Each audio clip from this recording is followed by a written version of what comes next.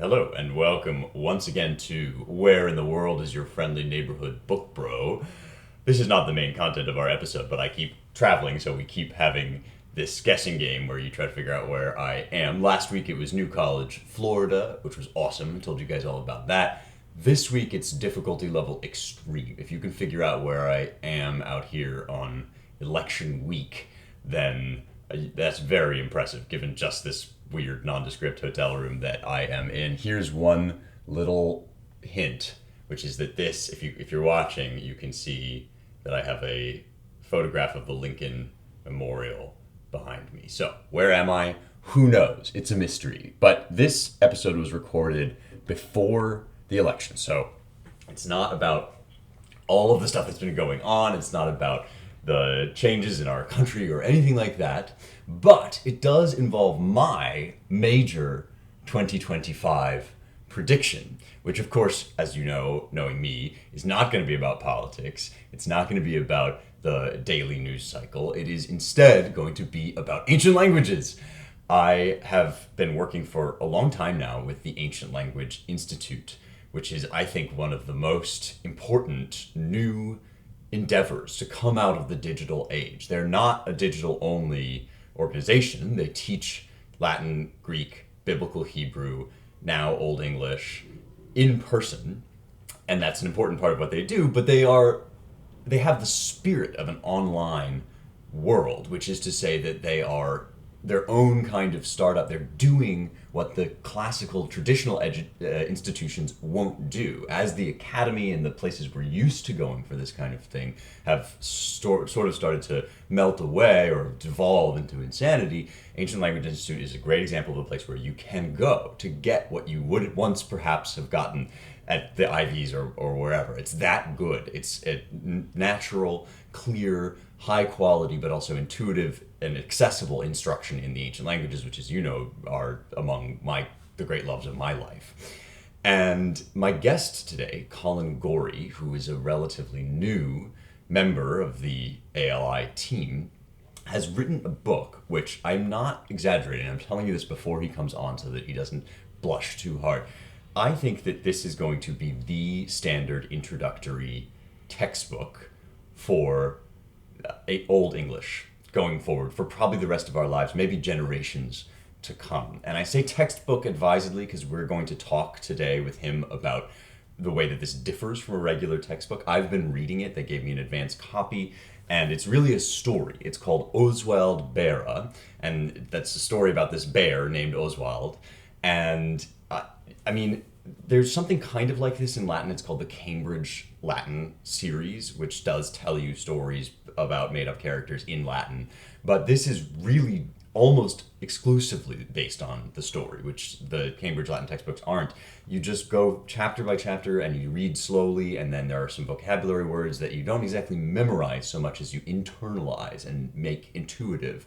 And this is a genuine world-class achievement. And what's amazing about it is that it was done not through a legacy press, not through some well-known institution, but through this new endeavor, which we don't recognize yet. But these are the legacy endeavors of the future. These are the legacy institutions that our kids and grandkids and future generations are going to look back on. And so even though it can be a difficult time because we currently don't fit into a lot of the institutions that might house us, even though some of those institutions are falling away and it's really hard for people that have to work on the outside of them, it's also an incredibly exciting time to be living in a world where you can build the civilization of the future. And I really think this is a major contribution to that. Old English, as you've heard me talking about on the show, Old English is an important dimension of our civilizational heritage. It's one that we don't think about as much, maybe, as, say, Latin or Greek, but it does have important influences on Tolkien and the Inklings, but also, of course, the very language that I'm speaking to you in now. Colin is a wonderful educator, a really skilled writer, and I just think this is an important book on the level of like Wheelock's Latin or whatever the standard work is that you might have encountered if you did Greek or Hebrew, in school. This is really quite something, and I'm excited to introduce it to you and to have this conversation with Colin. So let's get at it.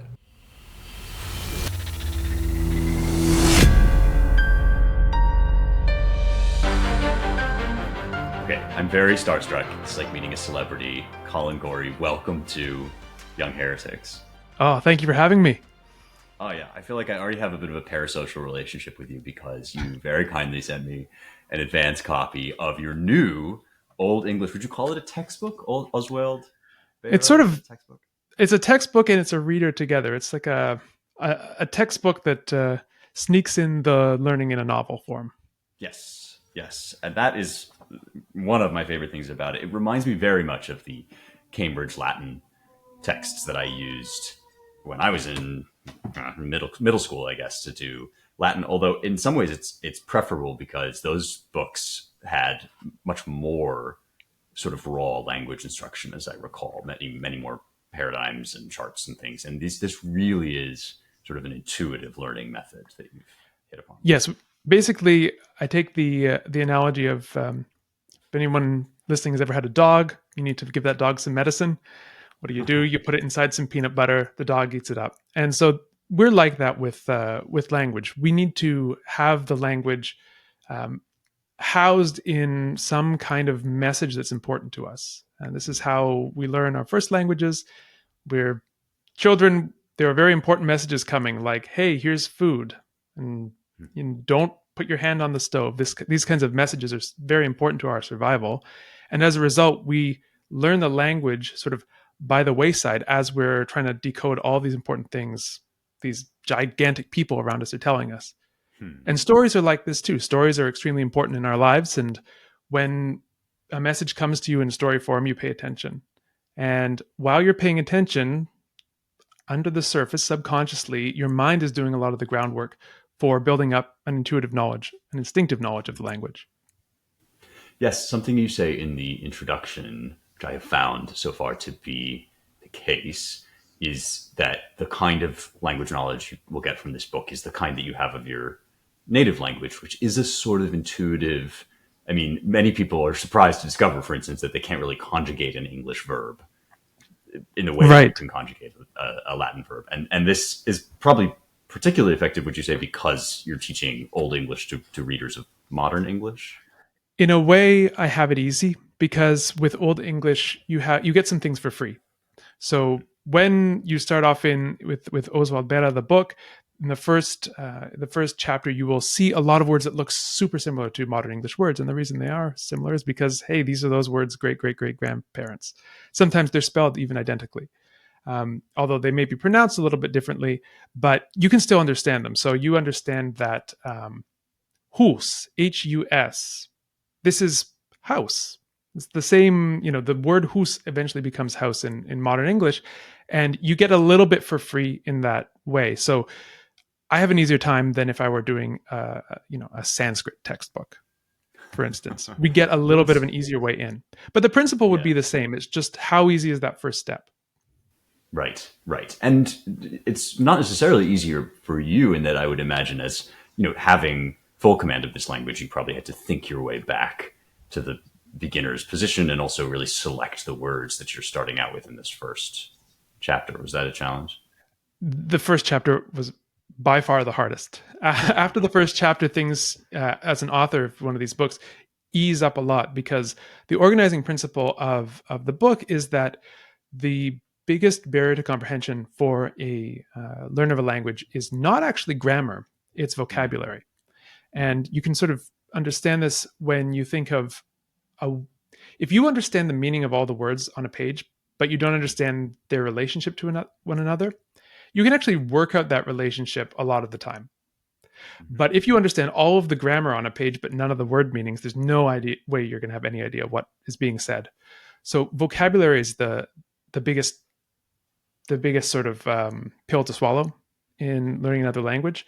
And so what I organize this book to do is really rigorously shelter you from getting huge swaths of vocabulary thrown at you all at once. Instead, I try to keep the new words in each chapter limited to a very small, relatively small numbers, so that that process of learning them goes sort of bit by bit, and it's manageable.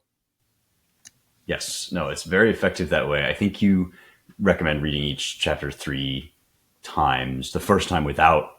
I mean, this is for me the hardest part as as a lifelong apple polisher and language nerd. For me, the hardest part is that you're supposed to read the chapter first without referring to the word horde at the end and looking up the words. But it is actually a good exercise in that then you are forced to use the context clues that you've provided, and you do have characters kind of helpfully ask about the meanings of words within the story as well. I want to get into, we're getting a little bit ahead of ourselves because I did want to ask you about how you yourself embarked. I mean, you're Canadian, right? You're not English. That's right. This is not a language that a lot of schools will add as like a requirement in grade school. How did you encounter Old English, and how did you make your way to? Oh goodness, it's sort of wrapped up with my origin story as a linguist. You know, as a child, my parents, I'm sure many people had this same set. There were these door-to-door salesmen back in the day who would go around and sell the Encyclopedia Britannica, and they'd come in this beautiful. They had their own cabinet. They had the sort of the gold leaf and everything like that on it. It was like a little shrine in the house, and we had this when I was a child. And as soon as I could sort of get over there and pull up these really heavy books, open them up, I started to look in and open up the first page. You know, it's a book, right? You start at the first page. And the first thing was an article on the letter A. And it showed how the letter A originated, in the Latin alphabet. It came from this version of the Greek alphabet, which came from Phoenician, which came from yada, yada, yada. And I thought, wait a second, Latin, Greek, I don't know, I couldn't pronounce Phoenician at the time. But yeah, I was mesmerized by the fact that there were these other languages that were older, and that to understand the language that we speak now, which I just took for granted as a child, we had to understand where it came from and the influences on it. And so from that moment on, I was hooked. And basically any time I had the opportunity to learn any language, I would take it. In school, if I found a book at a garage sale, I would take that opportunity too. And that's actually the source of my first Old English textbook, was something I found at a garage sale. Wow. My eyes were always open. Oh, a language textbook. I found this. I still have it. Oh yeah, Mitchell and Robinson. Wow. A good time battle-tested book. You know, the yellowed pages and everything. Uh-huh. I can smell that through the camera. Exactly. And I opened it up, and I was transfixed.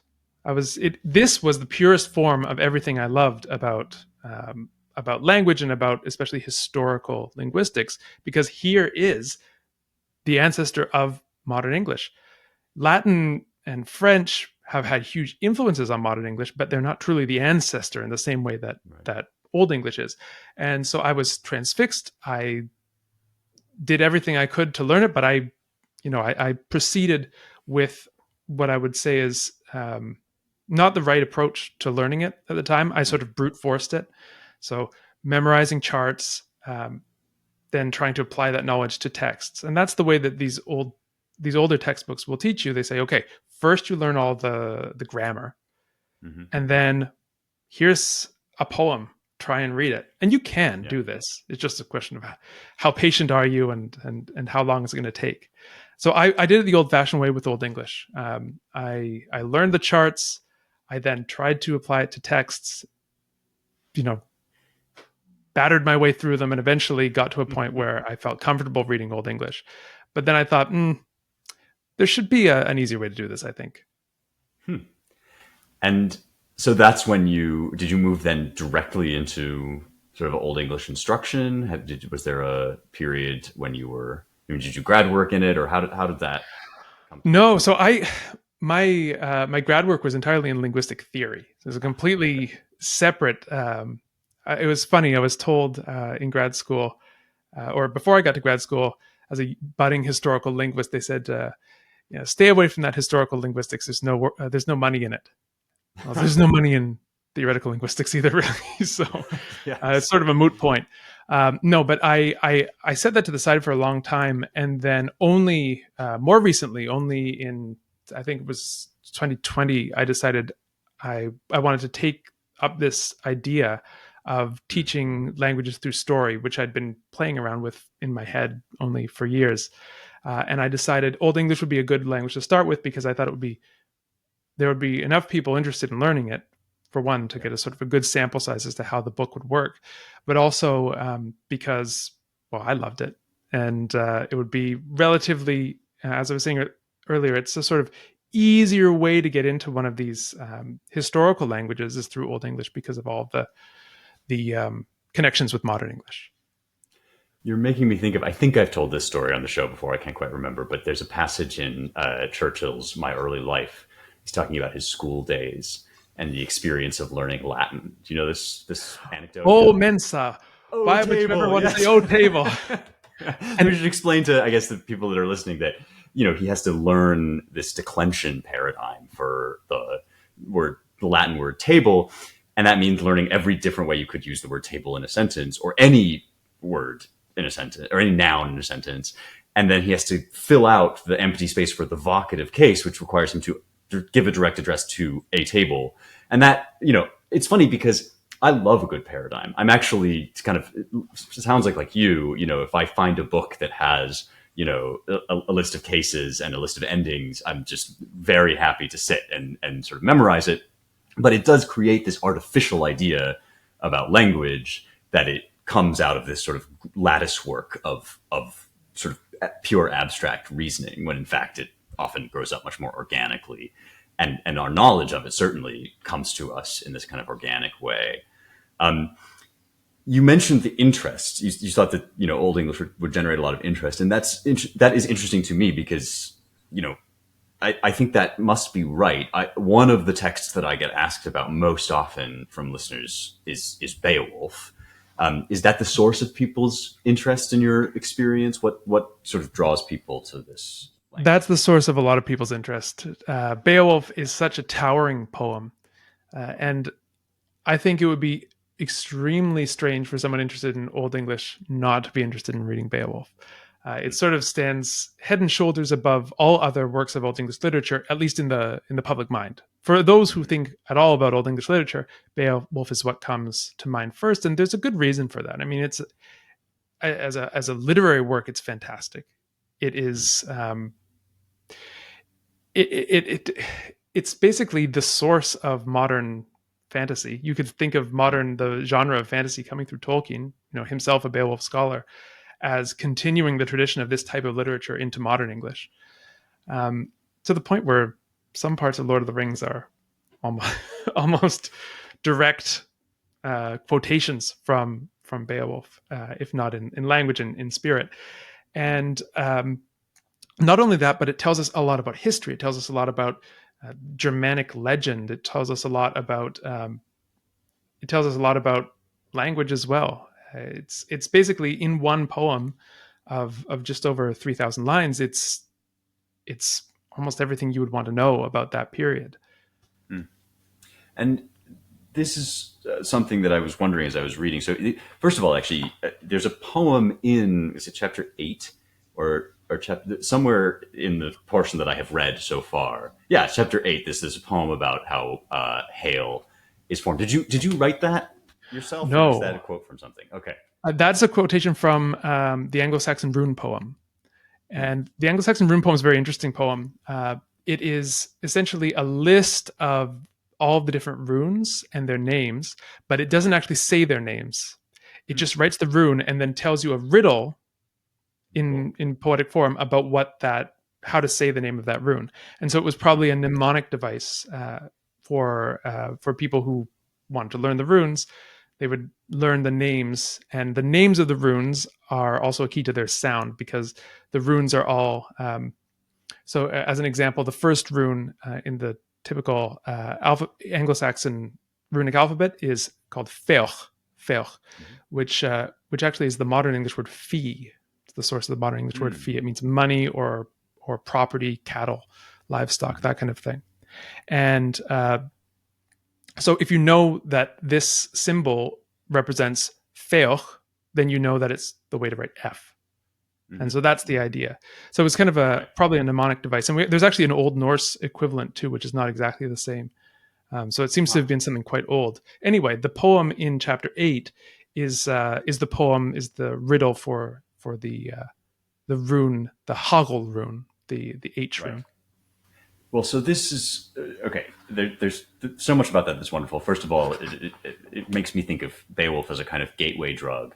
Once you've gotten through the swashbuckling adventures of Beowulf, you can start learning ancient runic riddle poems, which is just it sounds like something that only Gandalf the Grey is capable of doing. But then the other thing about that is, when that showed up, I thought, this is great because the sort of typical ALI approach, as I understand it, is to start with texts as early as possible. So you kind of folded that in here as well.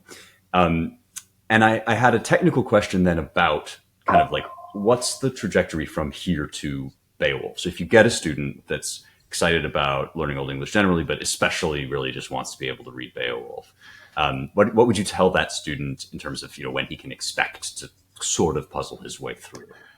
So this is actually the way that that I teach Old English at the Ancient Language Institute is basically just this. It's a pathway to get, in my opinion, as quickly as possible to Beowulf, while keeping your social life and your sanity intact, relatively intact. I mean, if you're getting that far into Beowulf, I don't know about your social life. You may have some issues, but unless you're hanging around with the finest people.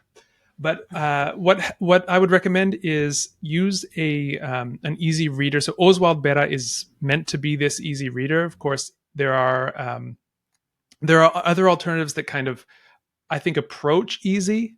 They're not quite easy. So one is Henry Sweet's First Steps in Anglo-Saxon, which is a really great Victorian or Edwardian, forget exactly what year it's from, but old book, which gives a little bit of easy-ish Old English at the end and a whole grammar at the start.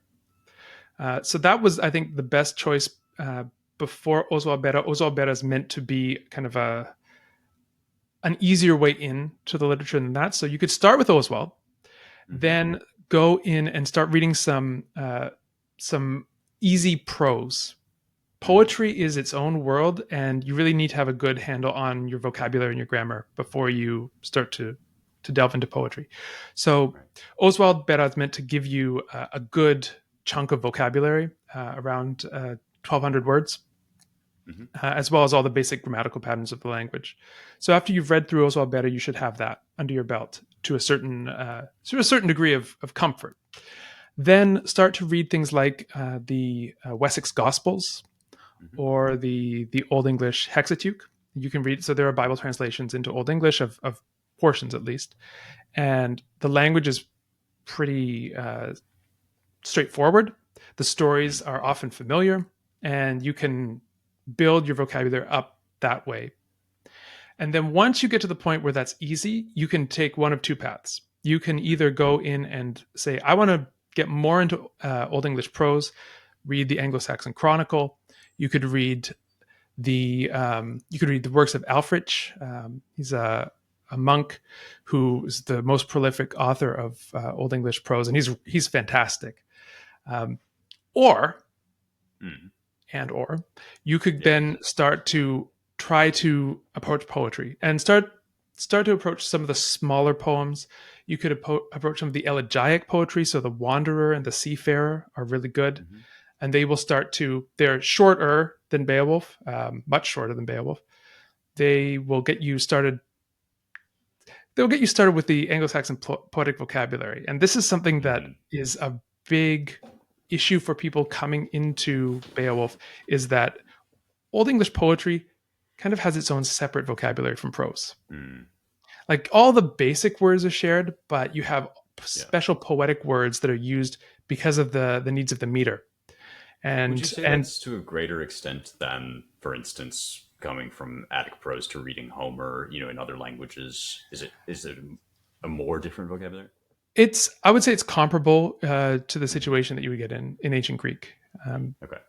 Yeah, it's part of it is also because poets have their own concerns. They're concerned with battle and glory and things like that. And prose authors are often concerned with very different things. So you have even different things that people are talking about, but then there are these special poetic words.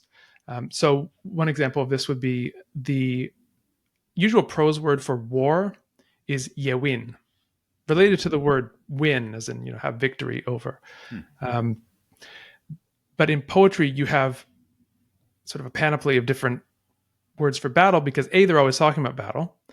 Right. B, they need to alliterate on different letters, on different sounds. Mhm. So the way that Old English poetry works, every line is alliterative. So you need to match the first sound of different syllables in the line. So you have, say, a G line or a W line or a B line, and you can't use your word yewin, which will alliterate on a W, Mhm. in a B line. So you need another word. So you Right. have badu. So this is the kind of thing that goes on. So every core thing a poet wants to talk about, he has to have about 20 different synonyms for it. And you, the reader, have to learn them. I have to know them all. Yes.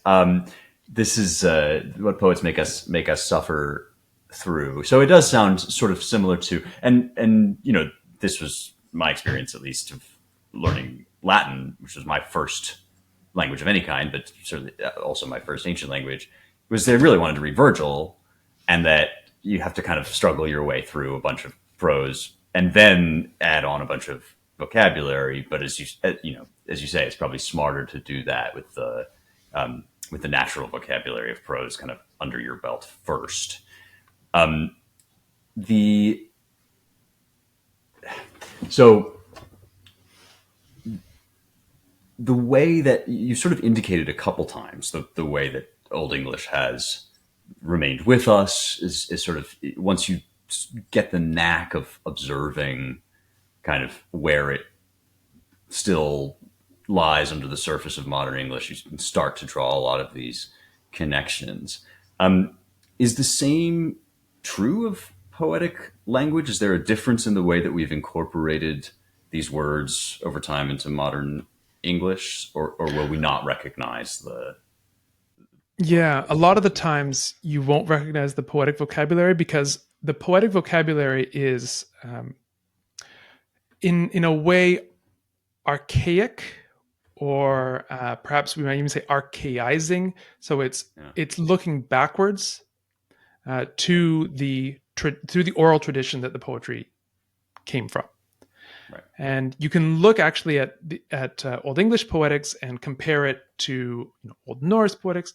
You can compare it to even other kinds of Indo-European poetics like Greek or Sanskrit or Old Irish. You can find things that are similar about the way that poetry works in all of these languages.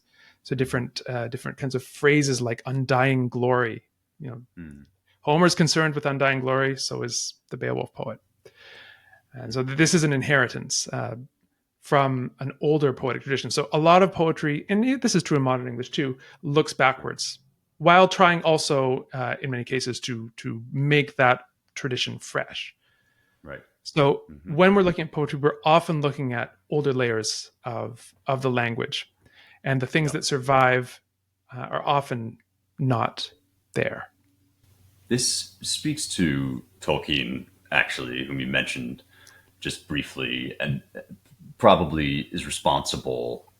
I would say Tolkien's probably responsible for most people's general interest in this stuff. If the idea of a runic poem comes sort of haunted with this mystique of dusty libraries and this, I mean, a lot of that surely is thanks to Tolkien. And as you indicated, he did a translation of Beowulf, was himself a scholar of Old English poetry. Do you is there a how to put this?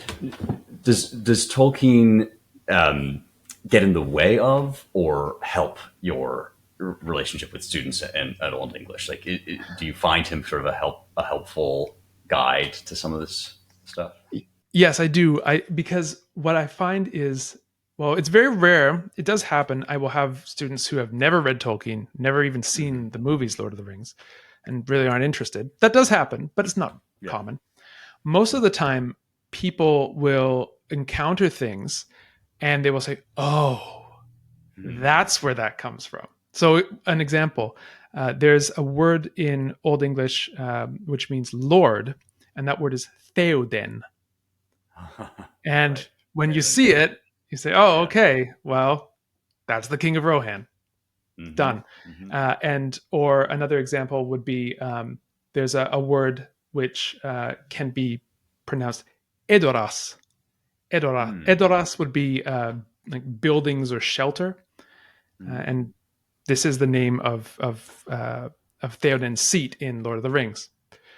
So Right. a lot of Okay. these things, it gives you um, a built-in sense of recognition, so that this stuff is not weird. Yeah. It's kind of familiar, and it's kind of like, oh, coming home to something that you've known for a long time, but you didn't know that you knew it. Wow. Yes. And that is, in fact, the sense that I have been getting, at least from dabbling in Old English more generally, because it's truly part of our heritage as English speakers in a way that, some of these other languages are more distantly. Reading Hebrew can have that feeling if you have any Jewish background, but reading Old English really does kind of drive that home. You have We've touched on a few different reasons why people like us might get excited about Old English, people that are already kind of primed to get excited about the idea of ancient languages, or to find this whole thing very cool. I mean, as you suggested, my social life is comprised almost exclusively of people who love this stuff, love to nerd out about it. But I wonder what pitch you would give to somebody with no prior interest at all. I mean, would you tell such a person that it would be worth his while or her while to read Old English? And if so, kind of how would you sell it in an elevator pitch? Basically, what I would say is that if you have any interest at all in different places and times, if you have any interest at all in learning about somewhat alien worldviews or unfamiliar worldviews, expanding your horizons, I think most people have an interest in that. They may not know how to go about it. Old English is probably the absolute easiest way that you can get contact with a society, a culture, a civilization that had very different ways of thinking about things than we do today, because it's the same language, but wound back in time, 1,000 plus years. And so it's the easiest way for us to get into something like that while simultaneously staying within the bounds of the familiar. So it's that perfect mix of familiar and foreign. And Mm. if you want to learn another language, it's probably the easiest one, weirdly, for a modern English speaker to do, because you have all of this help. You have all of these words that are the same, Hond, Hond. Okay, Yeah. we understand that pretty well. If you see it written HAND, you don't even need to make any adjustment. And yet you will see that it's used in different ways in sort of Old English poetry. So your existing knowledge of English is a bridge into something, Mm. into the sort of the great beyond, and then from there you can use what you've learned about how to learn these other languages to go anywhere you want. So Mm. Old English is a language that uses cases. We talked about the vocative case in Latin. They Sure. change the nouns to express the sort of the job that noun is doing in the sentence. This is often really challenging for English speakers when they're studying a language like Latin or ancient Greek. But if you learn that concept within the sort of the familiar confines of words that don't look so strange to you, you can then take that wherever you want. And it's functionally Mm. the same thing.